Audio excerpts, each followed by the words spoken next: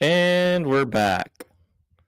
I don't know who we made mad, but obviously that was very interesting. I've never been kicked off completely like that before.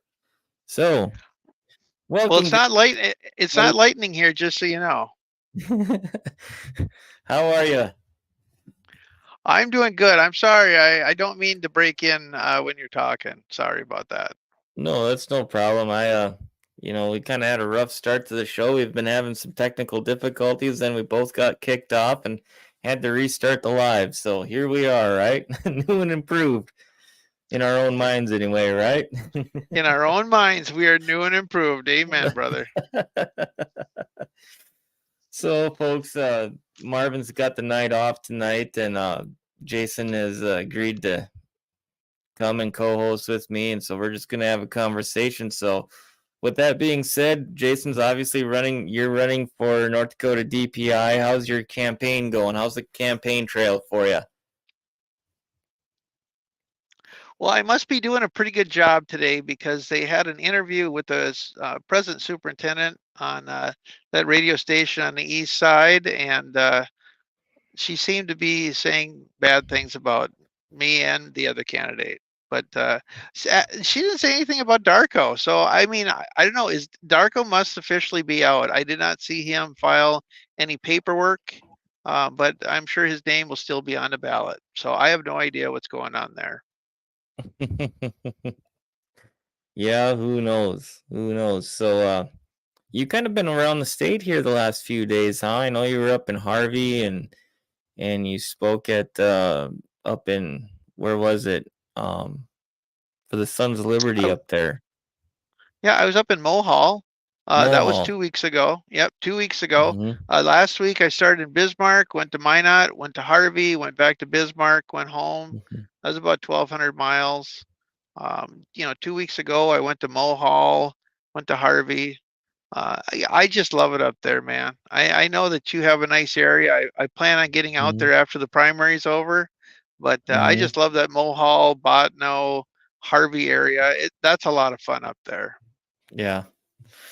Yeah, it's a nice little town. I had some relatives up there, and I still do, but I don't get over there as much anymore. My mother-in-law used to live over there, but um, and then I had an aunt and uncle that lived there as well. But I've always enjoyed Harvey and being in that area. So, what are you hearing from people when you're out and about talking to people, especially when it comes to Well, your race and schools and go ahead. I tell you what, if I can get about 3 minutes with people, I seem to win them over because they're kind of deathly afraid of me with my last name. But after we talk and they realize that I am a pretty good individual, and that I am actually Mhm. nonpartisan. I love being nonpartisan. That really helps out quite a bit. So explain that a minute for people who don't know what that means to be nonpartisan. When you say you're nonpartisan, what does that mean? Well, I've served on two different city councils, Mm-hmm. Botno and the city of Prairie Rose, and I was also a Richland County commissioner. And basically, when you're nonpartisan, you don't represent a party. You work for the people who you serve. And so right now, I don't worry about parties. I haven't been a member of a party for over 2 years now. And it has a calming effect on you. It really does, because you don't have to worry about it. People call you up, you help them. That's what you do. Yeah, I'd agree with that. What are you? But when you're out, I mean, I know you've kind of talked a little bit. We've talked on and off camera before, and what are you hearing out there? I mean, what kind of people are you talking to? I mean, are you talking to school officials as well as parents? Are you talking to administrators? Who are you talking to? I'm talking to a lot of taxpayers, talking to a lot of parents, not really talking to a lot of administrators. I did go to a school board meeting in Harvey last Mm-hmm. Thursday, and that was really good. Talked to some of the board members both before and after the meeting. Um, I said they're going through a lot of issues there in Harvey, and I just wanted to show my support by going to a school meeting. They must have had I bet you 22 people there. I mean, it was full. The library was full of people, and that was nice because that's what you want to see when there's issues. Mm-hmm. Um, I think that's one thing that's kind of lacking.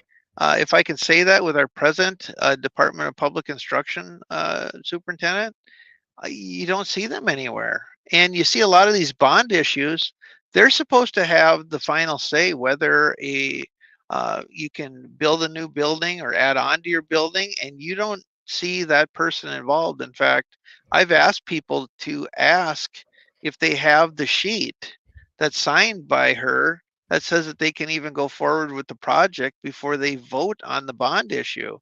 Mm-hmm. And they say that they don't have it. They want to vote on the bond issue, and then they want to approach the DPI.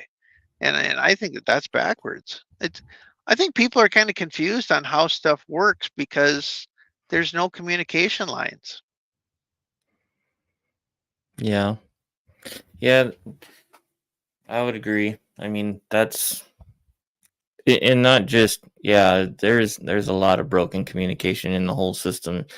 Um Can I say something strange here? This is what I found out today. I found out that the governor actually signed an executive order and set a committee up to mhm, investigate, how they can make teachers happier and how they can work through some of the issues with pay and stuff like that. And I was thinking, isn't that what the Department of Public Instruction is for? Because she has like a cabinet that's full of kids. I'll just say kids, mhm, K through 12 that she talks about. She has a cabinet of teachers who have won the Teacher of the Year award. She mhm. seems to have these cabinets, but she doesn't seem to have a cabinet of people that can address the issues of trying to keep teachers happy or keep them employed or even hire new ones that are needed. I find that very strange. I was shocked when I found out that the governor had signed an executive order to do that. I don't think that was even necessary. So with that being said, let's back up a little bit. Let's talk. I mean, because we all know we've seen the scores and all that. I mean, we can beat that dead horse all we want to, but let's back up a little bit. Why don't you talk a little bit about what the Office of DPI is all involved in? A little bit for people who might not know. Well, I'm glad you asked. I know you asked about one thing, so I'm just gonna buzz out and go to the homepage. If you don't mind if I look away from the camera for a minute, but it's always best to give Okay. you the right answer than try to guess, you know. Mhm. Um, Yep. so just give me 1 second here, because sometimes I'm good with this and sometimes I'm not. Mhm. If you go out to the main page right now, you even see that DPI seeks input on second draft of physical education content standards. So a lot of this stuff you're just seeing come out. It's kind of weird, I guess. Um, but no, the office it has a lot of things involved. One of them that I've been kind of working on is the accounting. They're supposed to be uh, the DPI is supposed to implement uniform system of accounting, budgeting, and reporting school district data. And boy, when you look at those slides that we put out on a daily basis, there's really some lack in Mhm. you know in how they report, how you look it up, things like that. I don't know if you've tried looking it up or anything like that, but I know that you just can't go and look it up. Yeah, I get frustrated with that. I Yeah, think a lot of people do.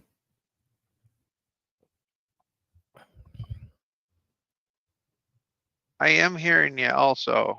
Um, I'm looking for, excuse me, they used to have the main page on here. I don't know if they're changing it around or something like that, but I Mhm. don't see the main page right now where they talk about what the job entails. I guess I'm coughing now, so sorry about that. I think that they, I think that they have changed it now to have her picture on there and then talk about what it's all about.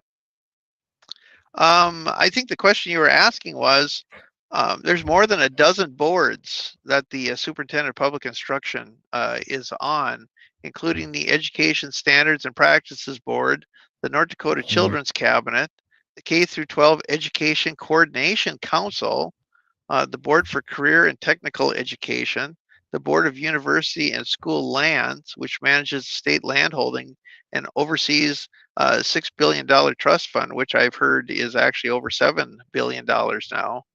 It benefits North Dakota School. And she's chair of the state committee that screens candidates for the North Dakota Board of Higher Education, which is actually happening right now. They're looking at putting a new person on the board. And I know that if you're an NDSU graduate, you can't be looked at for that because I think they already have 2 on there. So they had a list of like 10 names, and I think they're down to 2 now. And then the governor is going to pick that. So, and I said, then you have, the North Dakota School for the Deaf, the North Dakota School for the Blind. There's just a lot of stuff that is responsible with this job that I don't think that people realize. So what do all those boards do? That would be the question. Do we know? Like some of them, I suppose, are pretty Yeah, self-explanatory, but some of them aren't. yeah, I think the thing with the school trust land board, I think that's the one that's the most difficult for people to understand. That was set up, when our state had statehood, back in 1889, and it was set up Hmm. and given authority by the North Dakota Constitution. And they meet monthly, unless there's not enough business to do, and it says the last Thursday of the month. So, uh, and the strange part is, this is what I was concerned about when I was in the Senate, was the members of the board of the university land board. It's the governor, it's the secretary of state, it's the superintendent of public instruction, it's the treasurer, and it's the attorney general. And so, most all these offices, I and I don't want to sound strange here, but most of these offices are infiltrated by the governor, and so he basically controls that. And so it would be a really big win for the people across North Dakota, I believe, if I was able to win the DPI, because I am not controlled by the governor. In fact, he put $30,000 against me in my last election to ensure that I could not win. And so that's a big deal. Yeah. Well, and then they redistrict everyone out, right? All the conservatives, or most of them, and there was quite a few of them that got redistricted out. That was quite a shame as well. So Yeah, or let's or they talk were made about to run against each other. yeah, Yep. true enough. True enough. So let's talk about the teachers, because obviously the you kind of quoted what was being said in that article that came out. Was it today? I just read it like 15 minutes ago. And I guess, I mean, in my opinion, Jason, there's a couple things. In the article kind of quoted about parents need to parent, teachers need to teach. Okay, I agree with that. There's a whole lot wrong in society today where, yes, parents need to hold their kids accountable but it's kind of hard to do that when you won't even hold yourself accountable. Now, I'm not a perfect person by any means, and I'm not a perfect parent, that's for sure.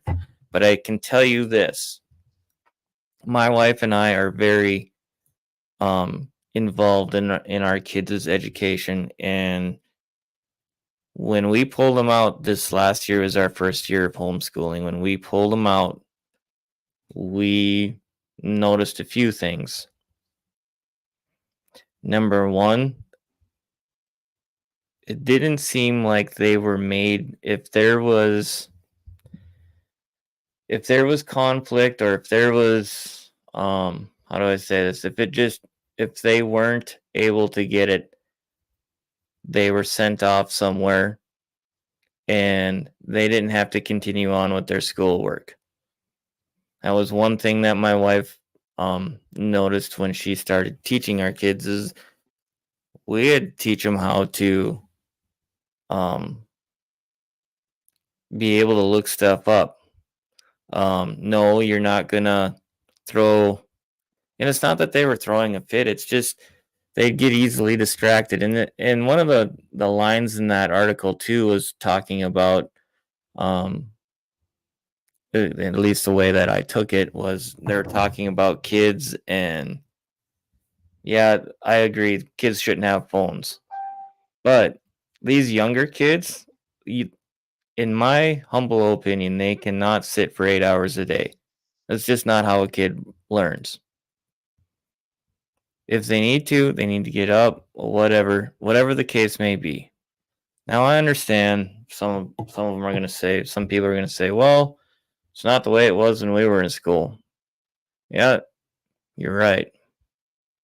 But here's the other thing. Kids nowadays also have a lot of different things that to deal with that we never had to either. And some of it is in their pocket, right? Yeah. Am I making sense? What I'm trying to say is it can't just come from the teachers. Parents have to be involved. They have to be involved. And where the article goes wrong is where it says that parents need to parent, teachers need to teach because they're the what did they say? I'm paraphrasing now. Teachers need to teach because they're the professionals and they've taken all this training. No, no. Parents need to be involved in their kids' education as well. Yes, they need to parent and they need to hold them accountable, but they also need to be in their education part of it. And that's where we've gone wrong because we we've turned our kids over to someone. I mean, it's the reason why we're called a drop off generation, right? We drop them off at daycare. Then they go from daycare, they go to preschool, and preschool to kindergarten. We pick them up at the end of 8 hours or 6 hours or how many ever hours that they're there, right? This is the reason, in my opinion, that we've gotten so far to where we're at now is because we haven't been paying attention. We haven't held ourselves accountable, let alone our kids. Put it to you this way: I taught a horsemanship clinic this last weekend, and for those of you who know me well, I'm very much into horses, training horses, different things like that. And we were talking, and horses are a lot like our kids in the fact that they're a reflection of us. It's true. If you let them wallow around and not stop when you want them to stop, or not, and I'm talking horses now, not turn when you want them to turn, and you just let them wallow through life and let them do whatever they want, pretty soon you got a horse that's just right here all the time, doesn't respect you, doesn't do anything. It's the same way with our kids. I'm sorry, I'll get off my soapbox.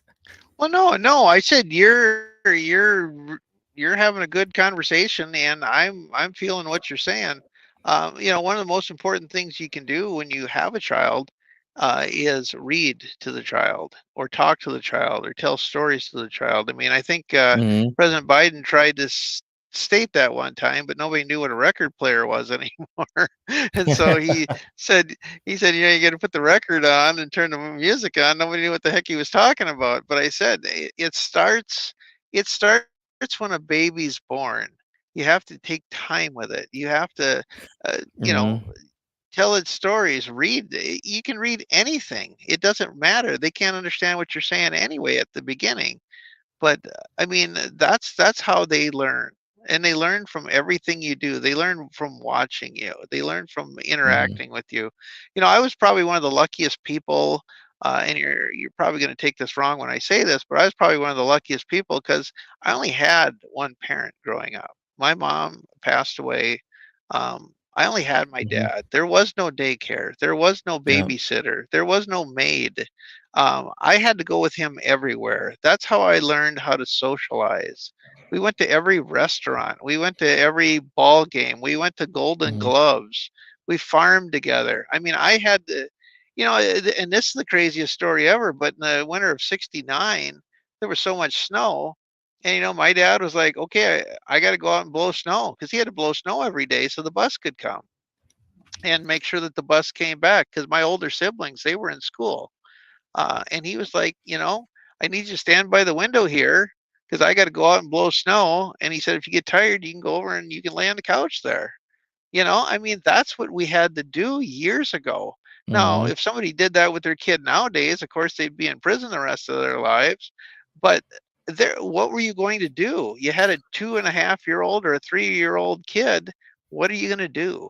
And he couldn't take me with out in the tractor because there's no heat in it. Mhm. And so I said that's where I learned to respect my dad, and he learned how to respect me, and we worked together.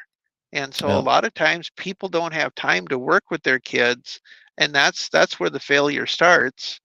And I don't know if you were talking about the Dakota Monitor article. Is that what you were talking about, where they had Yeah. two teachers that quit? The Mhm. one thing that really struck me in that article was exactly what happened with my son. I was getting emails all the time telling me that Kelly was breaking pencils or he was doing this or he was doing that. Mhm. The one teacher said in that article that that's all they did was spend time sending emails and writing reports on just the littlest things. Okay. Mhm. And if that's what's happening, that's probably why they need so many teachers in the room. Because when I went to school, there was 17, or excuse me, there was 36 children in my class. They split us into two sections. We only had one teacher for each section, so that was 17 kids per teacher. All right. Now, when we do those slides every day, you're lucky if you see above 12 students to one teacher, and that doesn't count the paras and stuff like that. So just Mhm. think of all of the people that are involved nowadays when we didn't even have that back in the mid 70s, going up to 83. Yeah. And so things are changing. We're getting more people involved, but yet now they're putting more of a workload because now we got to tell everybody what color crayon they like and stuff like that and send it to them in an email. Mhm. And so, like you said, we need to start teaching the kids.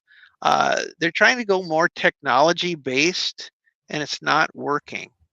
It's not working. And a lot of this stuff with the technology based, they said they should not be implementing until later in life because it's not good to implement this technology so early in life. Yep. You got to teach the basics. Mhm. And that's what I've talked about. Today, they kind of made light of the fact that I said that we should be going back to the basics. But when you're, up to fifth grade, sixth grade, why are we trying to go technology, technology, technology at every level? When, what happens if the power goes out? It's part of the bigger picture, though, if you think about it, because they want our money system on a digital currency. They want everything on digital, right? So they have control Well, of it, and that might be conspiracy theory to a lot of people, but I encourage you guys to go do your research on that. I mean, everything, even even at work. I mean, all our paperwork, we scan it in, and it's all. I mean, it is. I mean, it's just the way that it's going. But I want to comment on something you just said, and that was about when you worked with your dad, different things like that. So that's one of the big misconceptions of homeschool. I get asked that. In fact, I was having a conversation with one of my um, floor hands the other day, and because him and his wife were thinking about doing the homeschool thing, and he's like, well, one thing is I want them socialized and this and that. And we had the homeschool association on a while back, and that we got into that conversation, and it kind of dawned on me because I have other family members that ranch out in the middle of nowhere, and so they homeschool and they weren't going to send their kids to public school anyway. And the thing about it is, even like with my kids at their age, their young age, they can come and sit and have a conversation with you and me, Jason. Yep. Or if somebody comes over, like Luke comes up or whatever, and we can sit and play cards at the table, and they can actually sit and have a conversation. Now, some people would say, well, they got to be kids. Yeah, they got to be kids. I'll agree with that. But here's the thing, in school, when they're around their peers all the time and they're not watched all the time, and that does happen.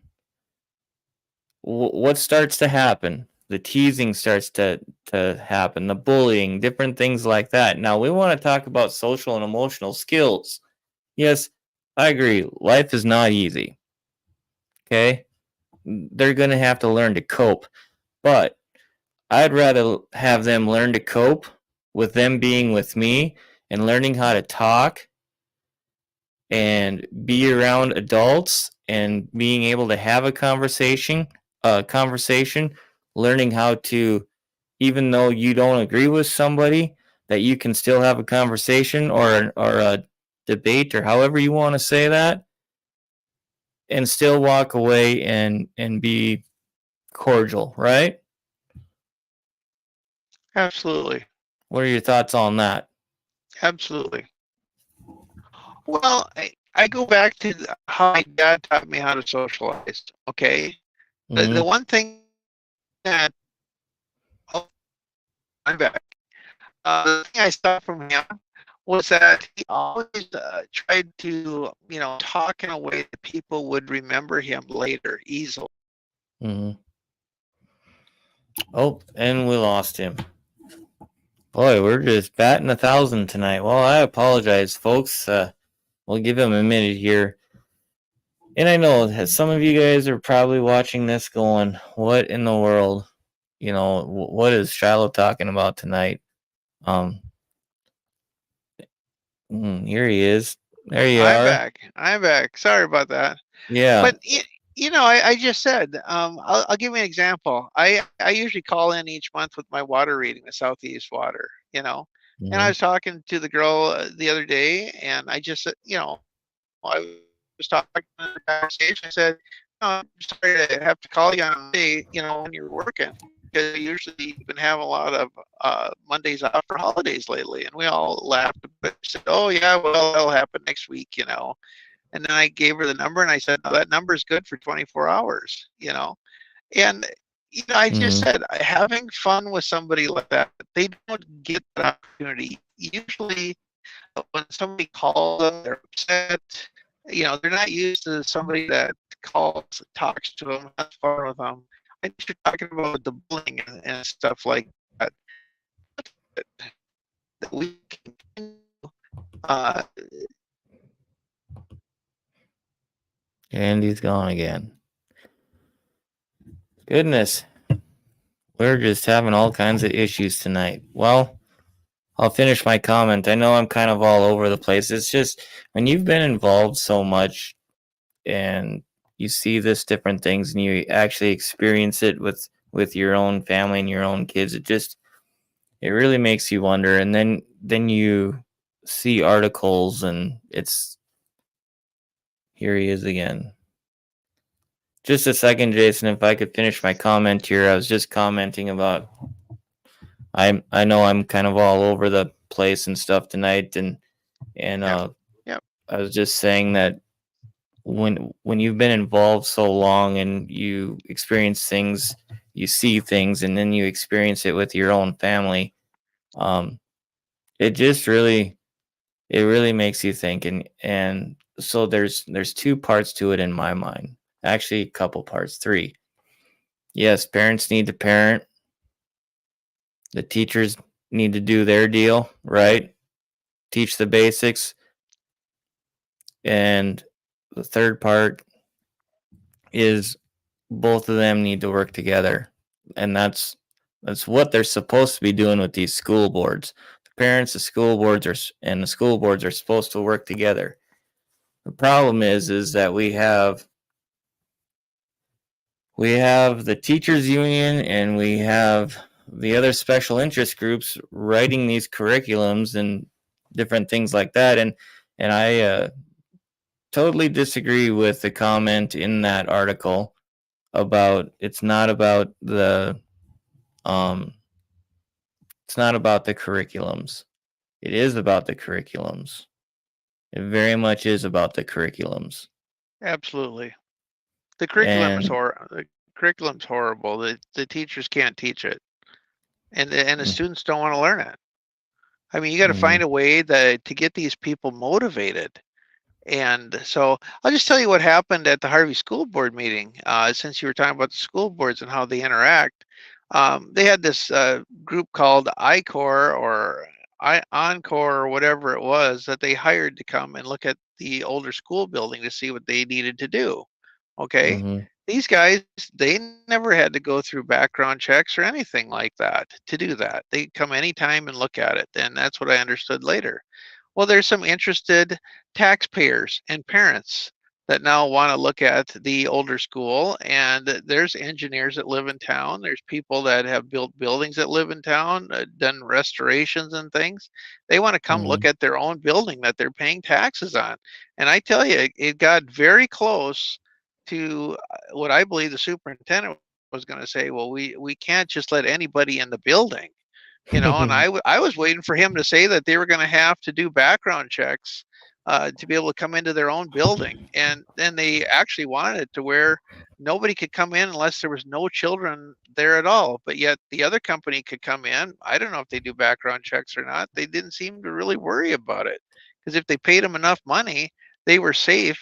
But if you got parents coming in who want to take over the project and maybe give you some ideas, it almost sounded like they were going to have them do background checks. I was It was really interesting to be at that meeting to see what was going to be said, because mhm. as a taxpayer, even if you don't have kids in that school, you should be able to come and help if there's issues.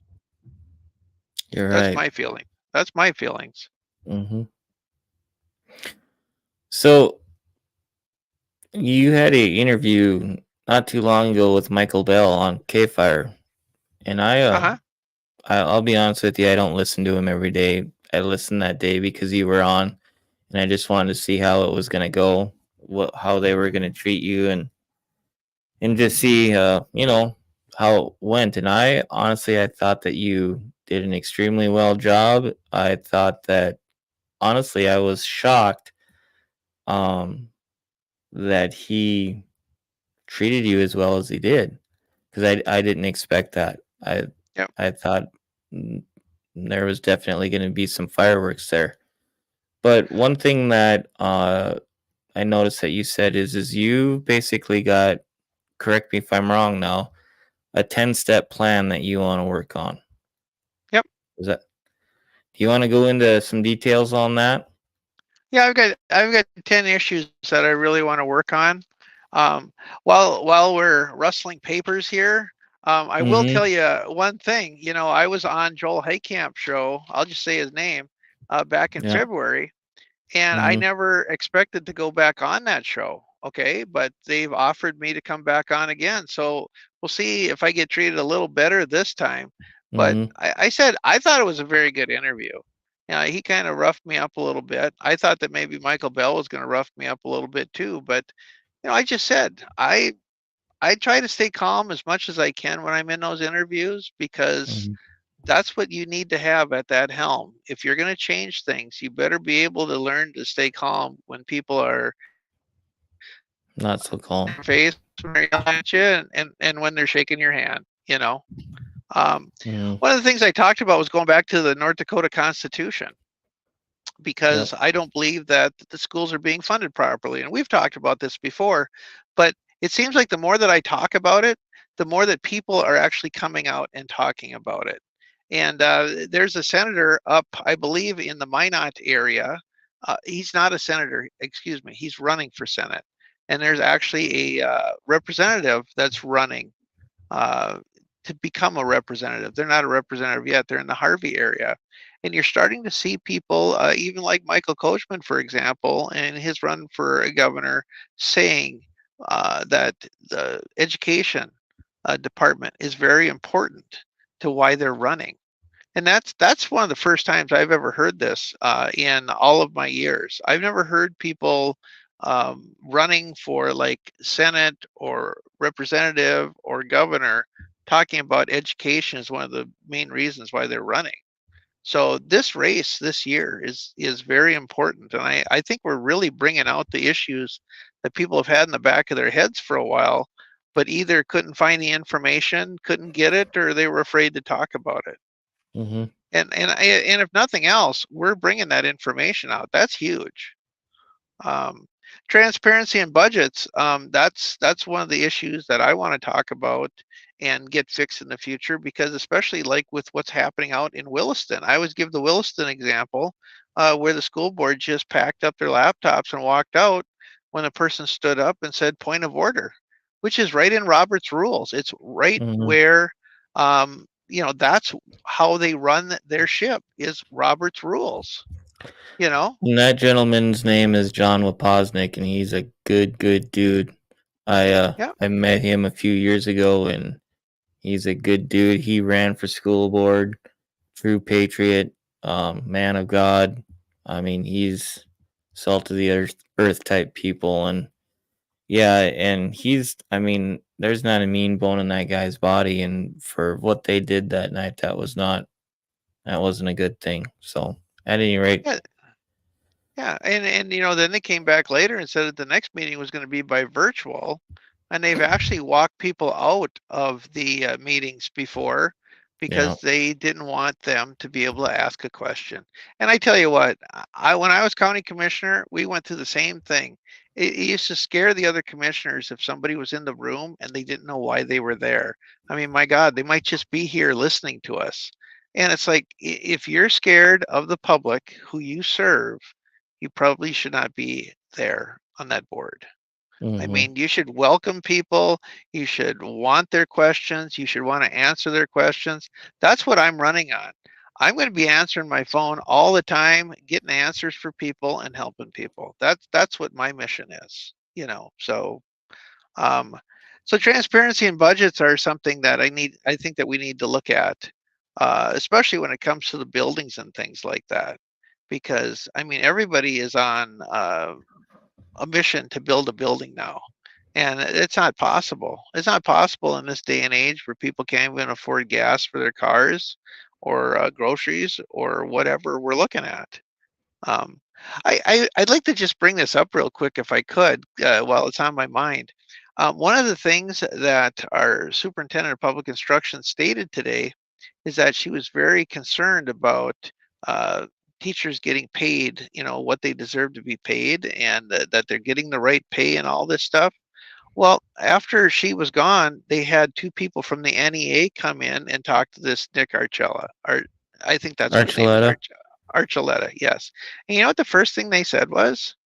They Hmm. talked about how in the last wage increase was 0.76%, and how inflation went up 17%.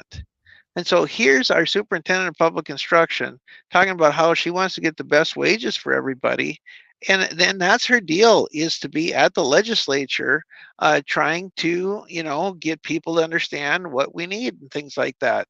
And to find out that the average was 0.76% for a wage increase. I mean, that's just like a slap in the face to have somebody tell you that they're doing that and then to find out what the real world situation was, you Yeah. know?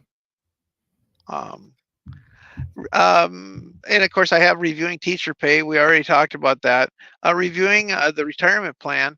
That was one thing that was stated today on this interview, is that I want to go to a different retirement plan. I've never said that. I want to review the plan that they have and see if it's stable or not. Recently, we found out that the highway patrol pension is $46 million upside down.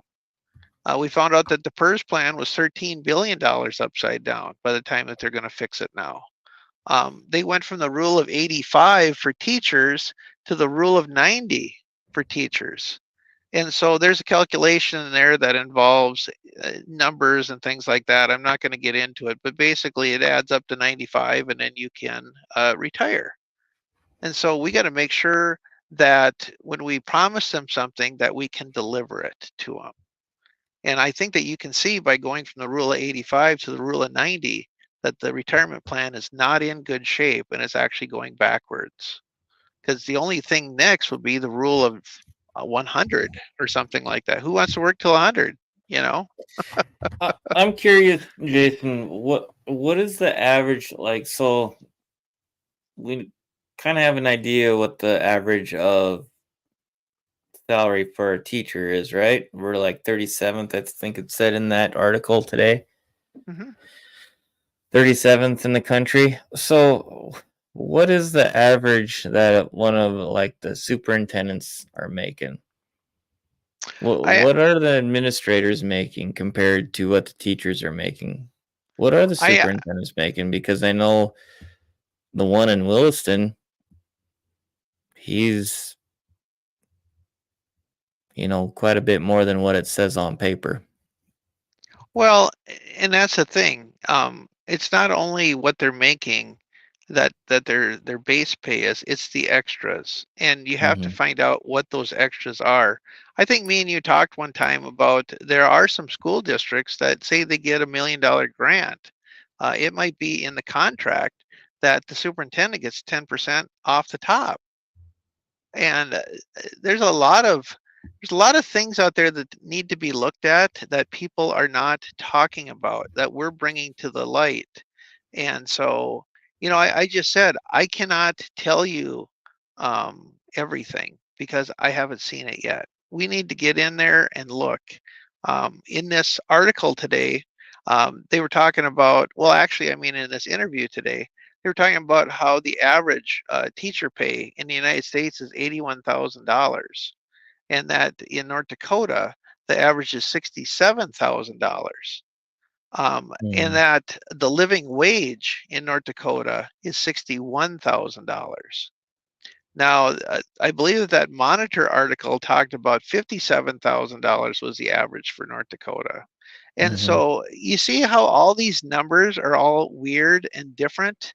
And Right. that's what I'm talking about with the superintendent's job of implementing a uniform system of accounting, budgeting, and reporting this information. Because when you talk about pupils, how many pupils do we have in the state? On the DPI website, there's actually 3 different spots where they talk about how many pupils there are. And the difference is up to 3,800 students, the 3 different numbers that they use. Why aren't they using the same numbers? you know when they Hmm. talk about cost per pupil, is it $14,000, is it $14,041, or is it 22,173? Because there's 2 different figures on Yeah. their website. And so I'm just saying, we have all of these different numbers and they don't seem to add up to the same figure, and it doesn't seem to matter until you realize that these schools are getting paid per pupil. So is there a Hmm. reason for that? Do they get paid more money, and where does the money go? Some people don't realize that, say a kid uh, does not graduate. They quit school at 16 or whatever. They don't graduate. They can still stay on the census of that school until they're 22, and the school gets that money every year, and that kid may never step foot in that school again. So where is the money going, and where's the money coming from? You know, Kind of we, sounds we like the election system. It's like when we had Dr. Frank here and he was talking about the credit line with these machines and stuff. Kind of seems like that's what's going on there. Is they have a credit line that they can use now, even though the kids aren't going or showing up, but they're still on the books until they're 22. Really? did you know that some of the schools are allowing these kids to come back into the school until they're 22? I And did not. maybe they can eat food, maybe they can spend some time there.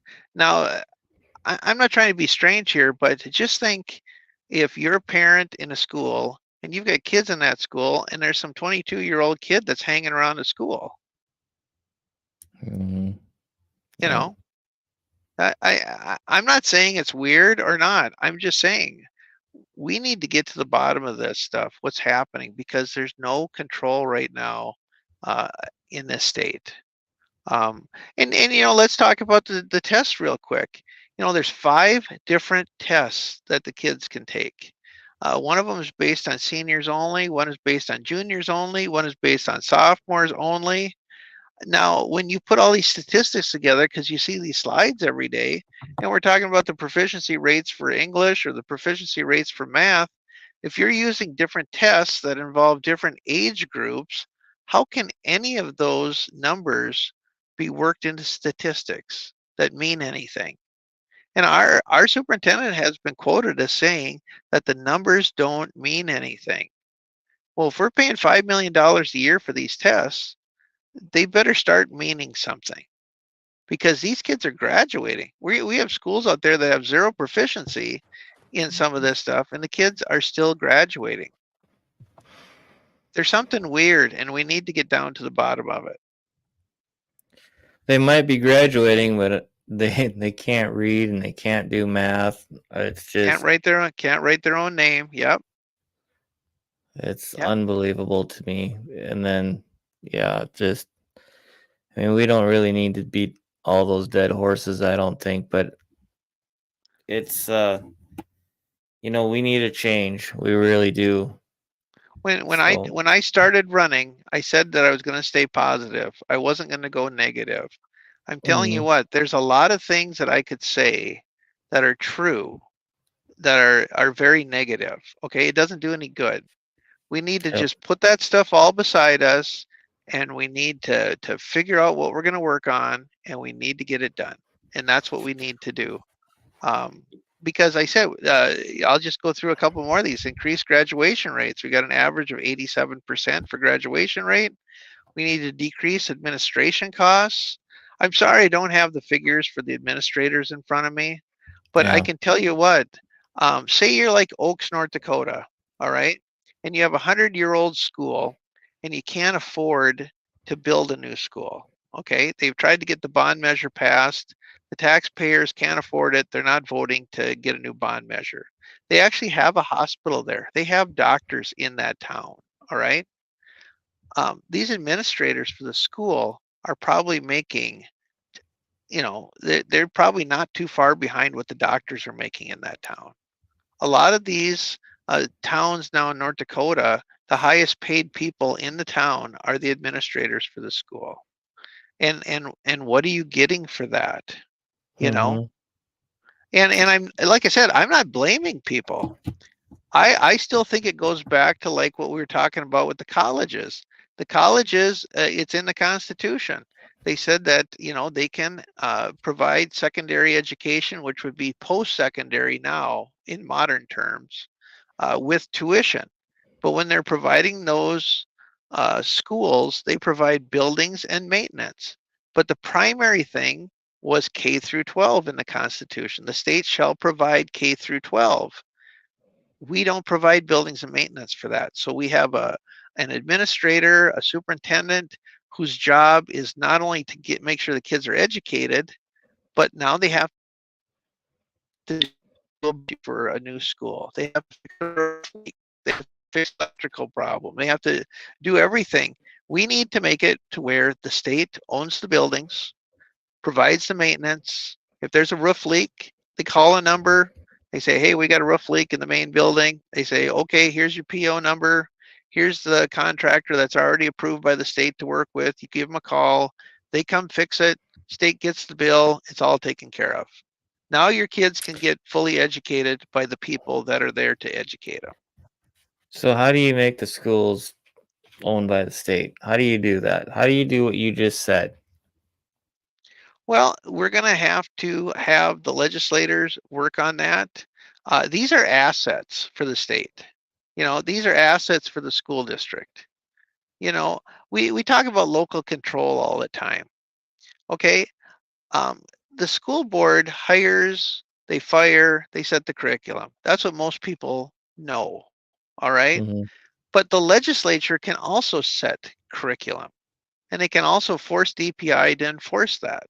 So local control only goes as far as local control gets with the legislature. So we can find a way to figure this out to where the state owns the buildings, and they're actually classified as assets. And if you do the maintenance on them, see, you're getting a lot of these school districts that are admitting that they haven't done maintenance on the buildings for years. Mhm. If we have a person who goes around every year and assesses the buildings and finds out where the problems are and gets them fixed immediately, these buildings could last a long time. They have buildings in New Orleans that are made out of wood that are 300 years old, you know? How come in North I get Dakota once that, it but gets to be 50?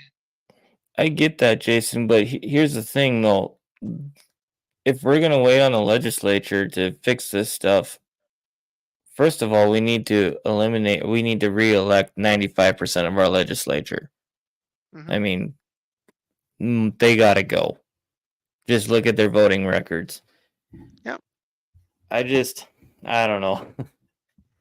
That, I tell you what I am attempting is a big lift, okay? But mm-hmm, I have good people that are willing to come and help me, okay?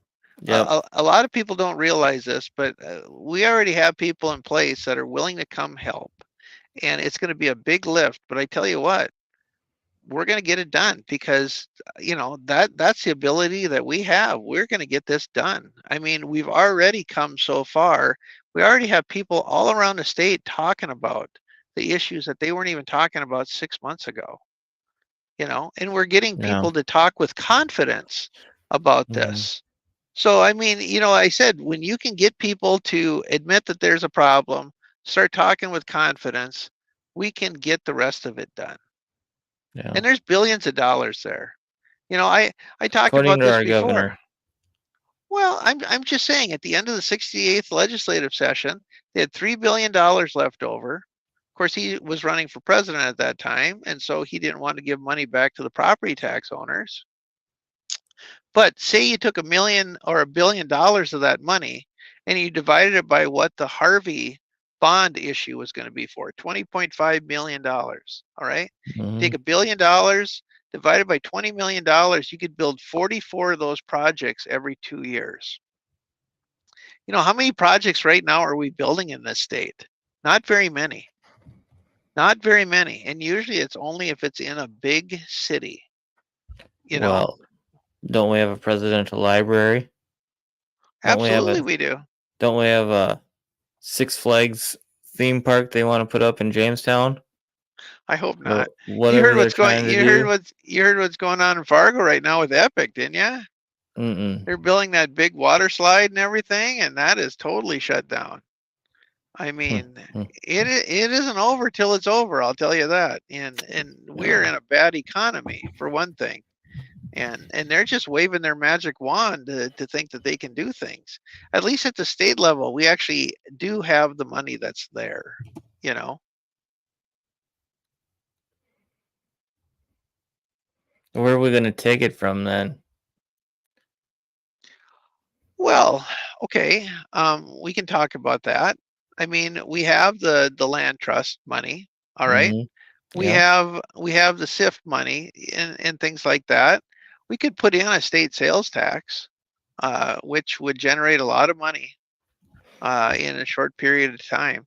I mean, and if you listen to Rick Becker, we don't really need to do those things. I'm not trying to Yeah. scare people by saying that we need to do this immediately, but I'm just saying if the money gets short, just think. I think that they had $3 billion left over at the end of the 68th legislative session, and I think it's more than $1 billion more than that right now.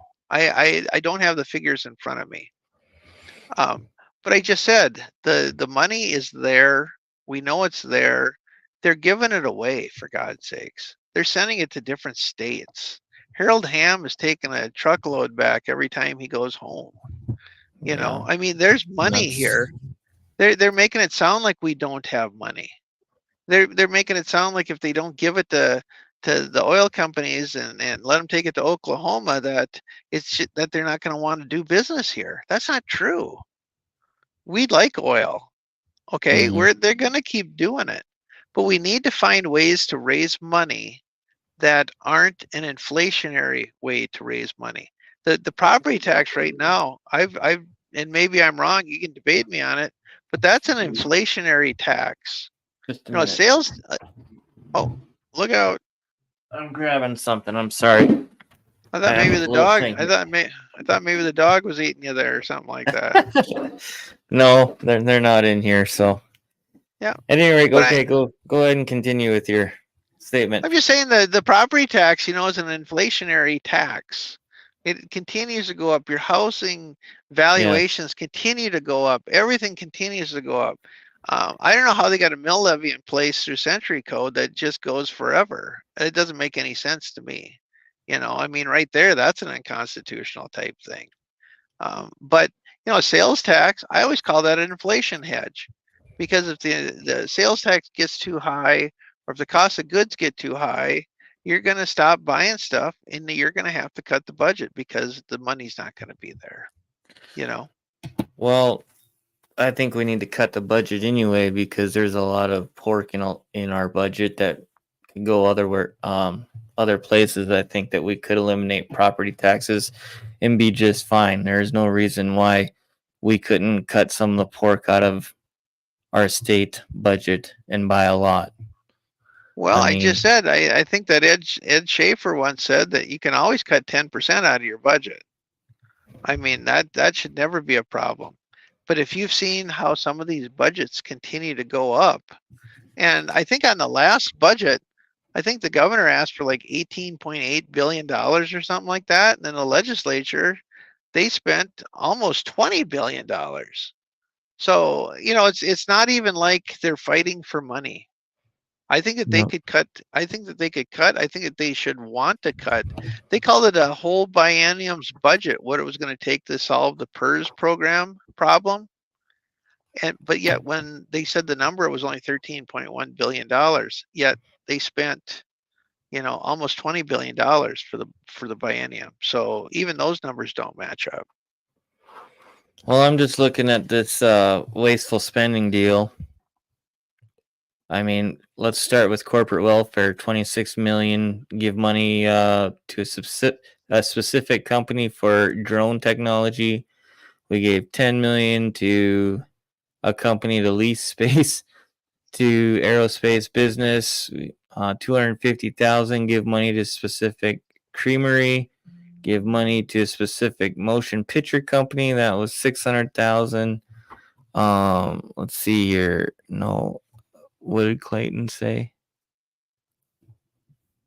You know, you as long as you're looking there, the one thing that really bugs me about the Theodore Roosevelt, you know, museum or whatever you want to call it, Yeah. library.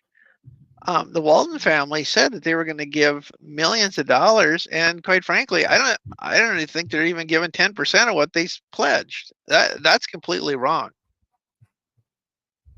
But by then it was Higher all. education, we got 250 million or 215 million, sorry.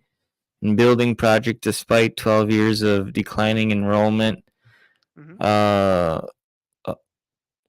million five for high school students to take college credit courses. We got 20 million to pay colleges extra money if they get donations 2 to 1. I mean, Jason, I just think that we could cut our state budget, and I don't know as if that I agree that state should own all the buildings. Um, I don't know. I'll have to do some more thinking on that, and we'll have another conversation on that because I don't know if I agree with that totally either.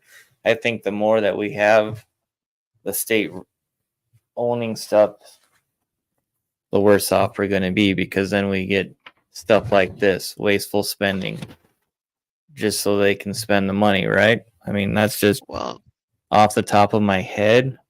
I mean, I can see where you're going with that idea where someone, I understand that too, but I don't know as if that we want the state owning a bunch of buildings. well, Honestly. the thing that kind of bothers me is you get to some of these colleges and they raise money. Okay, that's what NDSU is doing right now. Most people Mm-hmm. don't know that. over 50% of the people that come to NDSU, and they're my alma mater, so I'm not going to talk bad about them unless, it comes with Elon Omar or something like that, getting a free education there. Um, but, they're raising money right now because Minnesota passed a law that they were going to get free tuition. So now Yeah. we have to give free tuition. No, we don't have to give free tuition.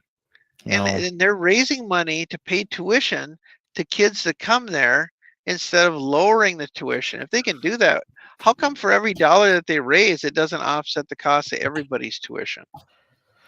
That's been going on for a long time though. Because Absolutely. even when I was going to college, they were bringing in other ethnics because it was ethnic diversity. So they were bringing them over and putting them through school. I mean, and then you had some of them that were playing sports. I mean, at one time, Dickinson State's whole volleyball team was made up of gals from Turkey. So I don't know. That's not right either. I mean, you No, I shouldn't don't get mean a to free laugh. I college don't. education because of your ethnicity. If you're gonna do that, you better do it for everybody, I especially your don't. local North Dakotans.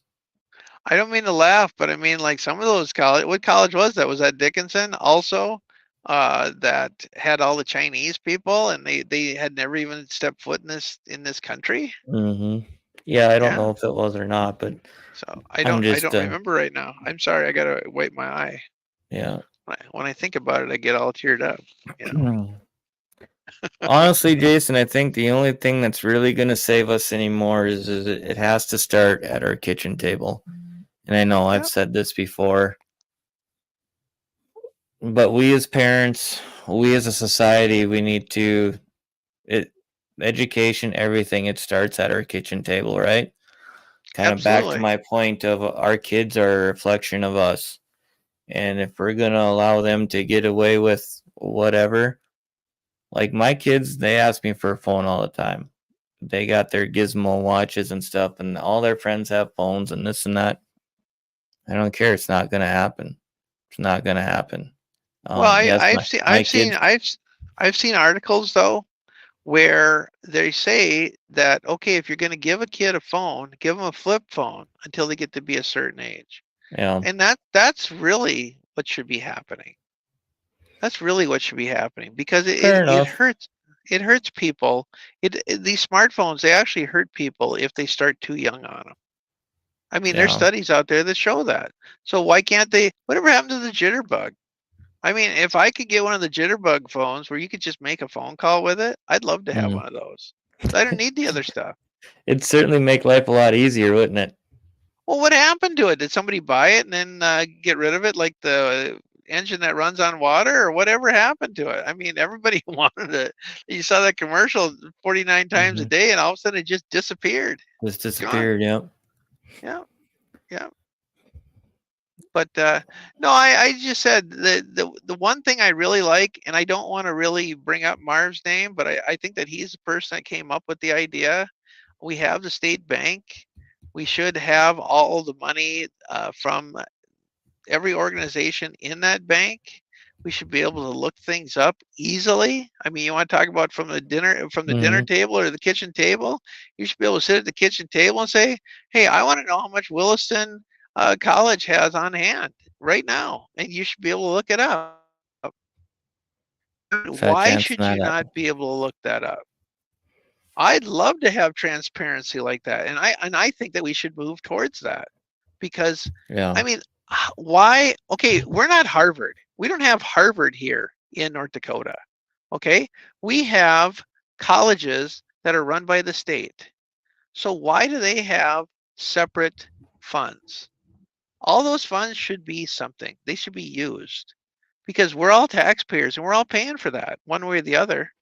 Why do they think Hmm. that they can have money and use it for tuition to bring people in from other countries or other states or whatever?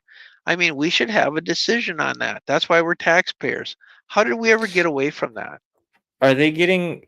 And I don't know this, and that's why I'm asking. And I don't know if you know this or not, but to kind of piggyback off that, are they getting money from the feds as well? These schools to bring these people in?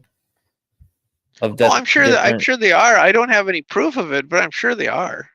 Mm, You know, I mean, one of the fights that we had when I was a senator was NDSU was helping Planned Parenthood raise money, which was against the law.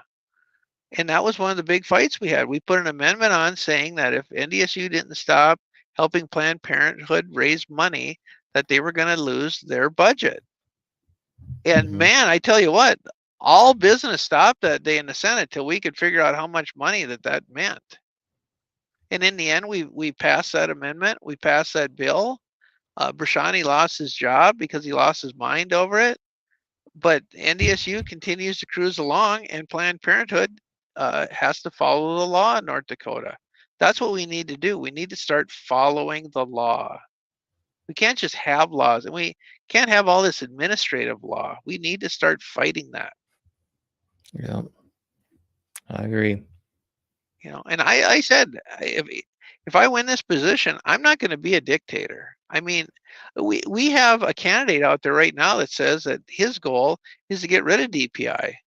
Well, how can you do that? How can you do that? Who's going to administrate it? You're going to have at least one person who checks on stuff. I mean, you can't get rid of the organization, but you can make it a lot better. You can make it to be what it's supposed to be. It's supposed to answer questions, it's supposed to help people, and it's supposed to work towards the common good of the children. But what did we get? During COVID, I mean, our present superintendent held schools hostage. Said that they weren't going to get their funding if they didn't follow the COVID rules. Yeah. Why are we even putting people back in the office like that? You know, people ask me, Jason, why did you get into this race? Because somebody needs to stand up and say, we're not going to do this anymore. This is for the kids. This is for their education. This is for the taxpayers.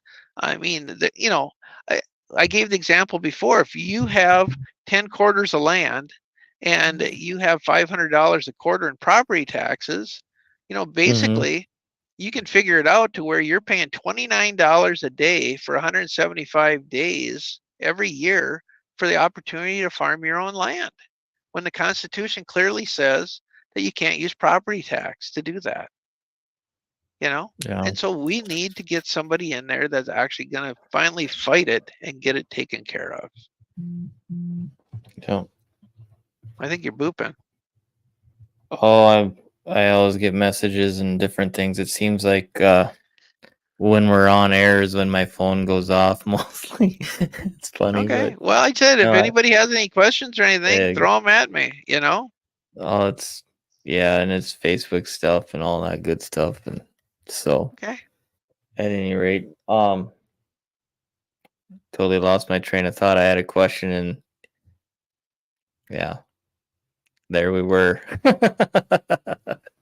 I said I think that the one thing that we've done, and I've said this before, but I think that we really got people interested in trying to find out what the information is that they've had a hard time getting in the past. They're starting to find out what things cost.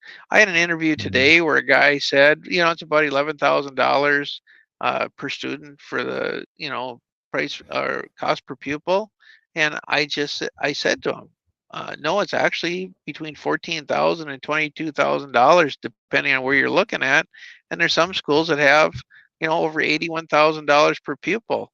And when you look at that, Century Code defines how you come up with that figure. That doesn't include the cost of the building, transportation, activities.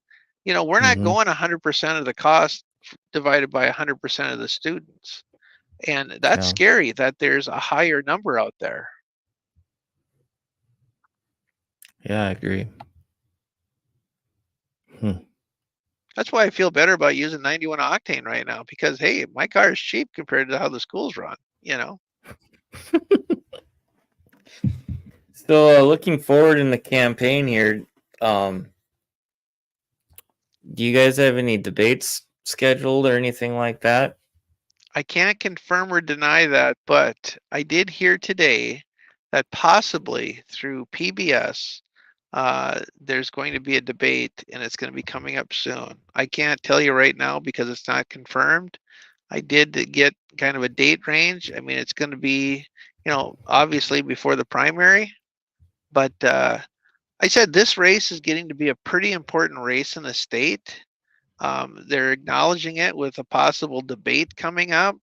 Like Hmm. I said, we've got candidates that are running for Senate or representative or governor that are talking more about the DPI race than their own race. Yeah, And so I said, this is exciting, isn't it? it is. It very Yeah. much is. This race and obviously the race for congressman. Um, I can't get too excited about any of the other races because I feel like I don't know. I feel like we don't have a whole lot of options Yeah. from the governor on down. I just these two races here, your race, the DPI race, and Congress is the ones that I can get excited about. I guess that we because I feel like we have options. Um, and that's kind of where I'm at with it. But I don't know what I'm gonna do with the other races as far as a voter yet. Well, To be quite honest. the one thing that I'm kind of seeing, I don't know if you're seeing it or not, but I'm not seeing our governor actually putting money into races this time. And I Hmm. don't know if he's waiting until after the primary or whatever, but that's really strange. But I mean, you can look back at the history and see who he's helped in the past. And I think that with what happened to me in the past, I would say that anybody that the governor's given money to in the past should not be reelected. I mean, I don't care about term limits. I think that's one of the signs. Yeah. I'm just gonna say it Well, out in our loud. let's be honest, Jason. Our election system is a mess. I mean, Yeah. until we get rid of these machines, we really don't have elections. I mean, let's be honest. I mean, look at what we got going on in some of these races. I mean, the incumbents aren't even showing up to the endorsing conventions, and when they do, they won't speak. Either that, or they vote for the people that are running against them, or I don't get it. It's just like so. There's either some arrogance there, or there's just is that the thing to do now? Hide in your basement and we win elections? Is that what Well, we do? We I hide in our I drive basement?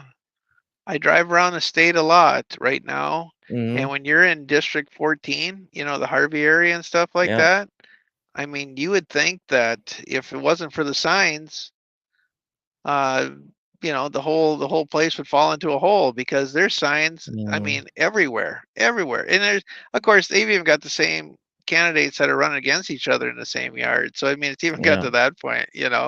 But that's probably one of the hottest races going on right now is in District 14. You know, Yeah.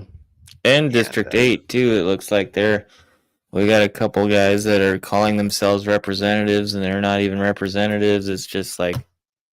wow. I mean, where does the insanity stop? I mean, where do we draw the line on that? Well, and where's the media to call these people out on it? I mean, they're not calling them out on it, so obviously the media is behind them. Because Yeah, if I wasn't a senator and I called myself a senator, I'd have 10 people jumping on my throat. These guys, they aren't doing at that, least. and yeah, and it's sad. It's sad. Yeah, I don't know, man. So we got a couple more minutes left here. Let's talk about what you're gonna do between now and June 11th, the primary. What do you got Well, planned as far as well, campaigning and all that? well, I'm going out to Bismarck now for the next 2 days, and I have a bunch of things I'm going to do out there. There's a bunch of events happening and stuff like that. Mm-hmm. And we have some parades coming up. On the 8th, we got the one in Findlay, and we got one Oaks Irrigation Days. It's kind of like the kickoff for parades for the year. Everybody goes to that one, and so there's been a lot of car shows. I've been trying to go to a lot of the car shows because there are a lot of people that come to those. Mm-hmm. Um, but I said once the primary's over, it's going to get warm, and there's going to be a lot of stuff going on. There's going to be a lot of parades, and that's just the fight to get to everything after that. Yeah. So I held back on getting signs until after the primary because I think that people are just they get tired of stuff after a while. Yeah. I think even Pat Finken gave up now on sending trash out to people. So yeah, I said you don't want to get people tired before the real election happens. Yeah. Yeah. So I suppose. I've had so many people ask me for signs and stuff like that, but I said no, there's not going to be any signs until after the primary because I just don't want Gotcha. to. I don't want to bore people with it. So you are raffling a trailer off, though, right? Absolutely, and the tickets are going very well on that. We're about a quarter of the way to done on the tickets, and that's big because we haven't had a lot of time to really sell those and get out Mm-hmm. there. I do have a nice trailer. I'm going to use it for the election. I'm raffling it off. And that's another power of being nonpartisan because I knew in the law that if you were nonpartisan, that you could buy $40,000 worth of material and then raffle it off. So that's how I'm raising money for my election campaign. And I've spent a lot of money already. Yeah. Just on traveling around and hotels, and it's costly to do a statewide race. It is. And I said instead of people getting upset about it, they should be happy that people are jumping in. The more people that run, the better it is Yep. for. I'm going to say the word. Don't get mad at me, but for our democracy, the more people that are running, the better it is, because You're killing we've me, really Jason. yeah, thank you. But I just said we've really got a lot of issues that we're working on just with the DPI. Mm-hmm. So that's exciting.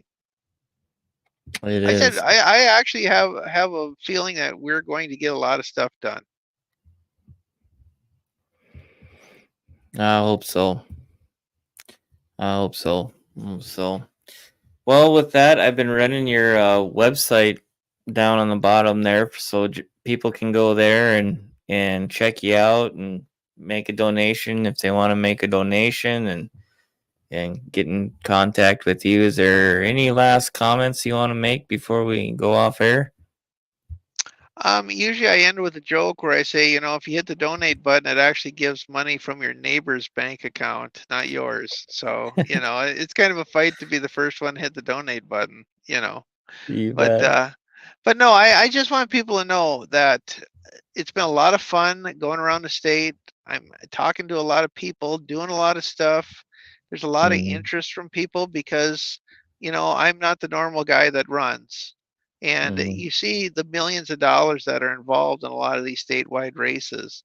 This is going to be a low cost endeavor, but I just said we're lucky. The media is actually treating me very well. I don't know how it's treating everybody else, but the media has been very good. I had an interview on Valley City today. Minot, Bismarck. We're still trying to get up and do some up in the Grand Forks area. Fargo's been a really good market for interviews and things like that. So I just said the media has been very good to me. And like you said with Michael Bell, I just like to throw his name out again because I was kind of apprehensive also, but Mm-hmm. I tell you that it was a good interview. I That think that was, yeah. there's interest there, and that's why it was a good interview. Mm-hmm. Poor Rob Port. I'll say his name. I felt bad for him because he can't call me a Boston anymore. They actually called me a Boston today on the interview with our present superintendent of public instruction today, which I never was a Boston, but now he's calling me a mega Trumper. Which Mm-hmm. I mean, can they find any other weird things to say? Um, I'm actually the moderate in this race. That's the last thing I'd like to end with. They've actually moved me into the moderate on this race. And so I feel very happy about that. I'm actually the moderate. You're the moderate, huh? Yeah. Because we have one person who's very far to the left. We've got one that's very far to the right.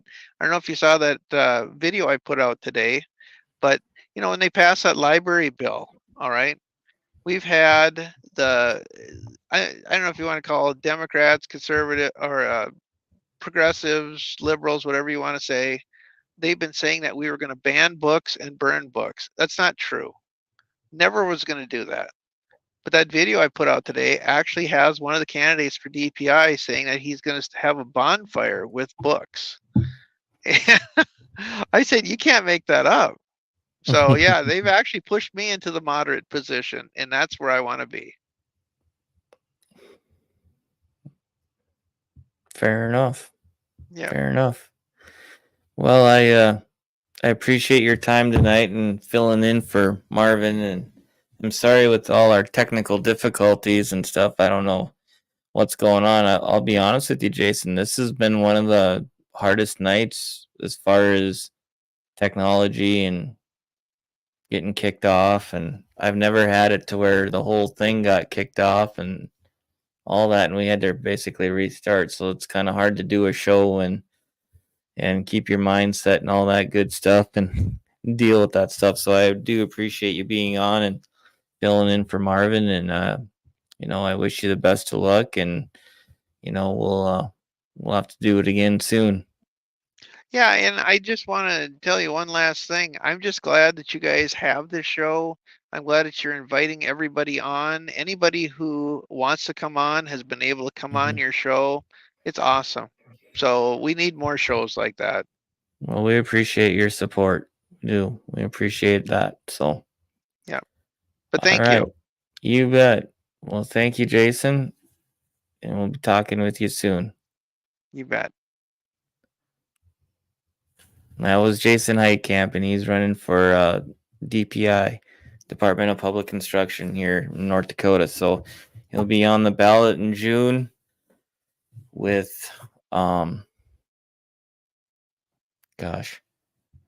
keep losing my train of thought.